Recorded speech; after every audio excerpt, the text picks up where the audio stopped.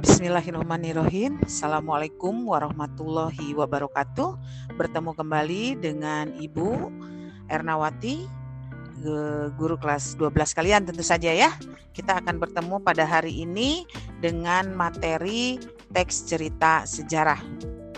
Sebelum sampai pada pemahaman lebih dalam tentang teks cerita sejarah, akan Ibu sampaikan terlebih dahulu pengertian dari cerita sejarah itu sendiri. Nah, cerita sejarah atau teks cerita sejarah itu naskah cerita atau narasi rekaan yang mengandung unsur-unsur sejarah. Artinya, cerita sejarah ini atau teks cerita sejarah ini harus memiliki unsur-unsur nyata atau ada faktanya, karena faktanya harus berupa fakta sejarah, hanya memang diberi rekaan. Selanjutnya, ciri-ciri teks sejarah yaitu satu, menampilkan latar masa lalu. Bukan sejarah namanya ketika tidak menceritakan masa lalu. Kemudian, tidak setiap masa lalu itu bisa dijadikan sejarah. Nah, tentu saja yang bisa dijadikan sejarah adalah yang memiliki dampak kepada masyarakat luas, baik keteladanan dan lain-lainnya. Kemudian berisi fakta atau fiksi. Gitu ya. Kemudian yang ketiga, disajikan secara kronologis, fase-fasenya di sini harus berurutan begitu. Dan yang terakhir dari ciri-ciri teks sejarah ini adalah sering menggunakan konjungsi temporal. Sekarang perbedaan teks sejarah fiksi dan non-fiksi. Kalau yang fiksi itu alurnya berdasarkan dunia yang tidak nyata, karangan penulis di sini, karena tadi kan sudah dijelaskan ada unsur rekaan. Kemudian yang non fiksi itu alurnya berdasarkan dunia nyata, artinya fakta di sini. Lalu yang kedua, gambaran kehidupan batin seorang tokoh lebih dalam. Kalau dalam non fiksi, gambaran kehidupan batin seorang tokoh tidak begitu mendalam. Kemudian pengembangan karakter tokoh tidak sepenuhnya terungkap. Sementara yang di non-fiksi harus diungkapkan sepenuhnya. Seperti ketika membuat biografi, itu kita tentu saja harus tahu seperti apa karakter tokoh itu. Kalau dalam fiksi tidak harus dijelaskan sedetil-detilnya. Selanjutnya, menyajikan cerita kehidupan sesuai pandangan pengarang. Jadi ya bagaimana pengarang saja mau menceritakan hal yang seperti apa gitu, hasil dari berimajinasinya. Kalau yang non fiksi menyajikan cerita kehidupan yang sesuai dengan fakta nyata yang telah terjadi. Pembahasan berikutnya tentang struktur teks cerita sejarah. Yang pertama, abstrak. Abstrak itu gambaran umum. Jadi abstrak itu dengan membaca abstrak, orang itu pembaca maksudnya di sini dapat memahami atau mulai mendapatkan gambaran tentang isi dari teks cerita sejarah itu. Kalau orientasi di sini pengenalan, bisa pengenalan tokoh, pengenalan suasana, latar dan sebagainya. Kemudian komplikasi. Komplikasi di sini mulai perumitan, ada permasalahan gitu ya. Lalu klimaks. Klimaks ini puncak dari permasalahan yang terjadi dalam cerita itu. Nah, setelah ada masalahnya seperti apa, tentu saja harus ada resolusi, ada langkah-langkah penyelesaian. Nah, nanti setelah langkah-langkah penyelesaiannya ada dan tercapai, baru terakhirnya di koda. Koda itu penutup. Penutup ini bisa berupa akhir cerita, bisa akhir ceritanya bisa berupa kesimpulan, bisa juga berupa penegasan ulang pendapat. Baiklah anak-anak yang Ibu banggakan dan Ibu cintai, selanjutnya fungsi dari teks cerita sejarah itu seperti apa? Yang pertama itu rekreatif. Nah, rekreatif ini namanya juga cerita rekaan, cerita teks sejarah, misalnya bisa berupa novel ataupun non-fiksi, itu harus bisa, isinya itu harus bisa menghibur atau harus mampu menghibur pembacanya. Sehingga pembacanya itu bisa, misalnya kalau cerita rekaan begini, misalnya pembaca itu merasa di situ sedang menjelaskan suasana apa. Jadi pembaca itu seolah-olah sedang berimajinasi, berrekreasi ke dalam masuk ke dalam cerita itu. Kemudian inspiratif, karena sebuah teks cerita sejarah atau teks sejarah tentu saja harus memiliki kandungan-kandungan atau nilai-nilai baik di sana yang bisa dijadikan keteladanan begitu ya oleh pembacanya, sehingga menginspirasi. dan orang bisa mengikuti apa yang tercantum dalam cerita sejarah itu. Kemudian instruktif. Nah, di sini dalam fungsi teks sejarah instruktif itu juga diharapkan dijadikan pembelajaran cerita-cerita yang ada dalam teks tersebut begitu. Kemudian oh iya nih, saya bisa melakukan hal seperti ini seperti dalam teks cerita sejarah. Jadi secara tidak langsung pembaca mengikuti apa yang ada dalam teks tersebut. Kemudian tentu saja yang terakhir adalah edukatif.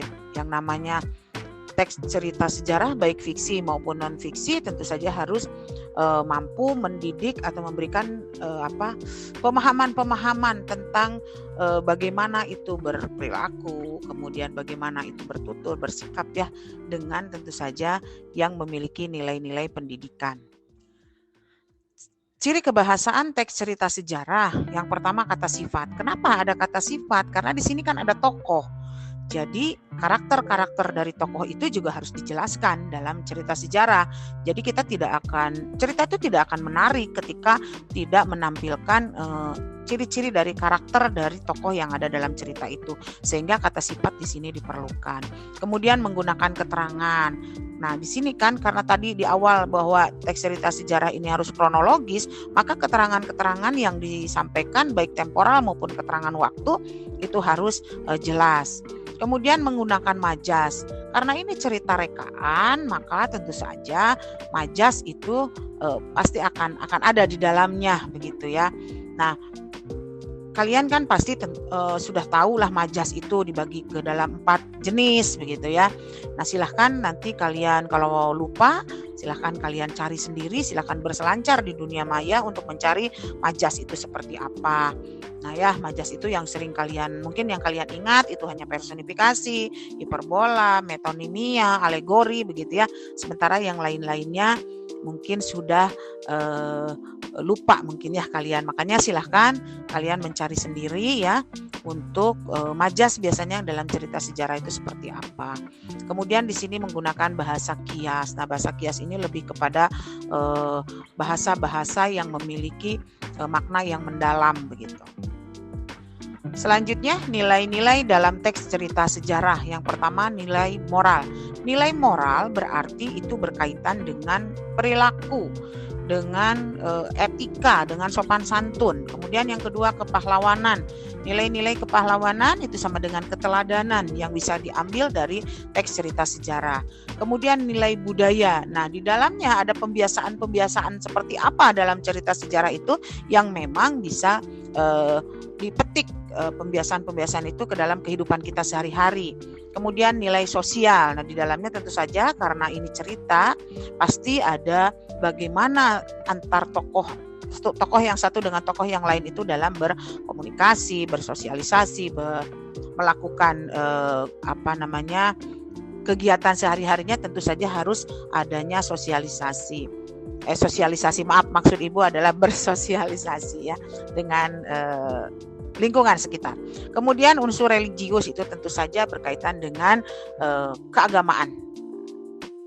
Baiklah anak-anakku, dari tadi kan sudah mendengarkan penjelasan dari Ibu seperti apa. Sekarang kita lihat contohnya tuh bagaimana teks cerita sejarah tentu saja berdasarkan fakta-fakta sejarah. Kita akan lihat cuplikan dari film Tenggelamnya Kapal Panderwich dan Di Bawah Lindungan Ka'bah. Silahkan kalian amati kira-kira apa saja yang bisa kalian bisa kalian hubungkan dengan tadi apa yang Ibu sampaikan. Ya, silahkan, selamat menyaksikan.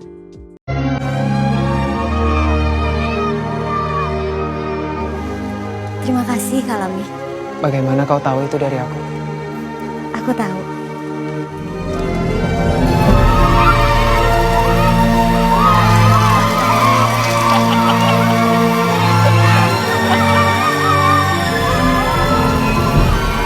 Mak tahu kamu mencintai Jainab. Apa itu salah, Mak? Sudah sangat bersyukur Mak bisa bekerja di tempat mereka dan kamu disekolahkan.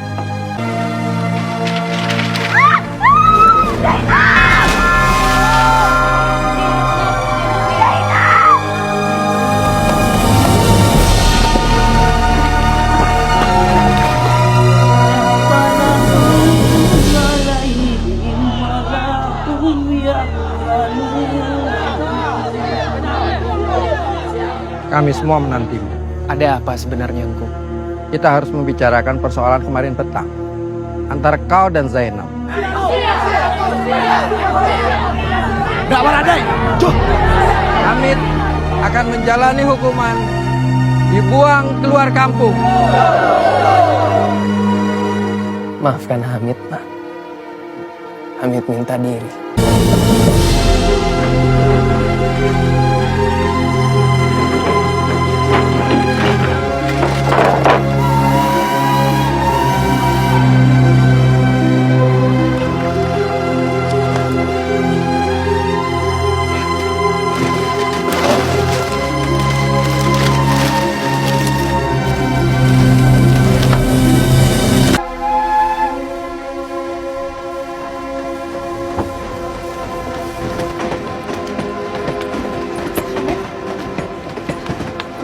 Hamid.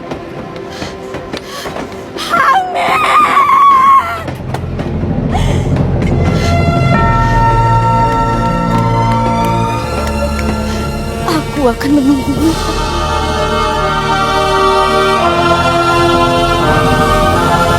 Langsung kita ijab kabul.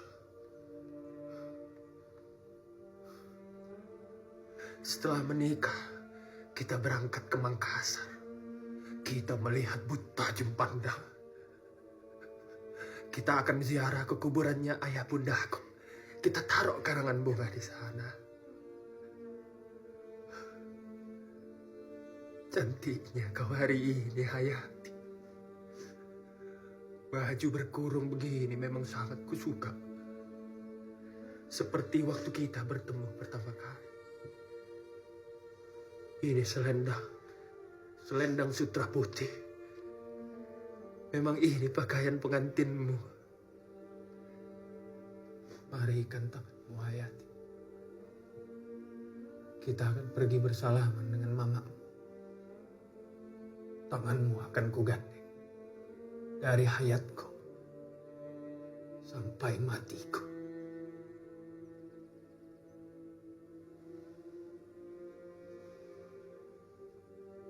Hai, kekasihku. Mengapa kau mundur maju? Masih malu kau? Padahal hari ini hari pernikahan kita. Kembalikan tanganmu.